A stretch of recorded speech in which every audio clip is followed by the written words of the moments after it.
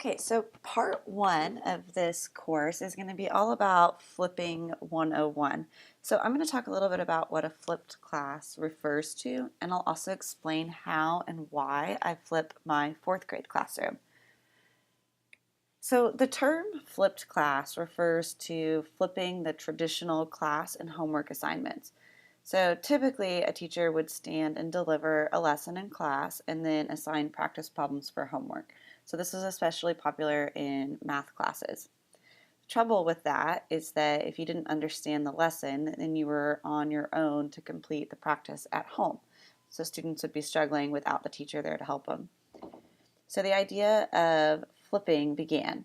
So instead, teachers would assign a video lesson for homework, and then the next day in class, students would do the practice problems. And that way, the teacher was available to help the students.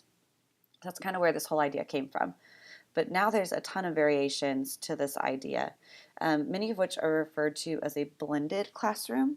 Blended just means that the students are getting their information from their teacher and online resources.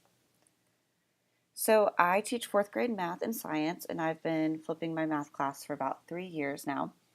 I've always used some variation of math workshop in my class, but I used to start off with a mini lesson, which often turned into something much longer than mini. So I started replacing the mini lessons with a video lesson that I record. So my students watch the lesson in class as one of their first activities of math workshop. At my school, all of the students have a school-issued iPad, so they can watch the video at the same time using headphones. I typically have students watch 2 videos per week.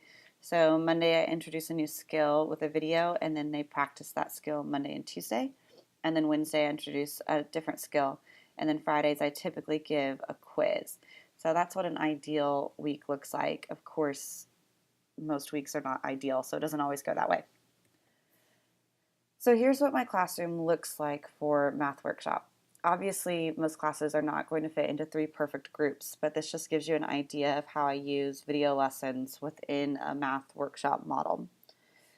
So my students that need more support, they start with a lesson with me at my small group table. And we typically do an activity to activate prior knowledge, and I'll do a guided lesson or activity with them. And then I send them off to watch the video lesson. So by the time they start any partner or independent work, they've heard the lesson twice. My middle group starts with the video lesson, and then I pull them for a small group activity. Typically in the small group, I'll do one of the workshop activities with them, checking for understanding before I send them off on their own. My high group watches the video and then starts the activities. So these are students that typically pick things up pretty quickly, and they can help each other if they need it. And then once I'm done with the other groups, I'll pull them. Sometimes I pull them and do enrichment, but most of the time it's just a quick check-in to see how they're understanding the concept. A lot of times with that group, I don't check in with them until the second day. So let's say it's Monday, they watch the video, they start their workshop activities. Tuesday, I'll pull them to check in before they keep working. So after 3 years, why do I keep doing math this way?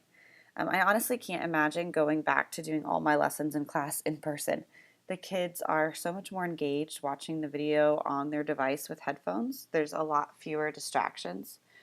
Plus, what typically would have taken me 10 to 15 minutes in person with all of the student interruptions and questions only takes about 5 minutes in a video. It's also a lot easier to differentiate. Some students like to rewatch the video, or they need to pause for longer while they take notes. More on that later. They can also access the video later, which is great for homework help or when they're reviewing for a test. And I love starting with videos because it allows all of my students to work through the math workshop activities in the same order.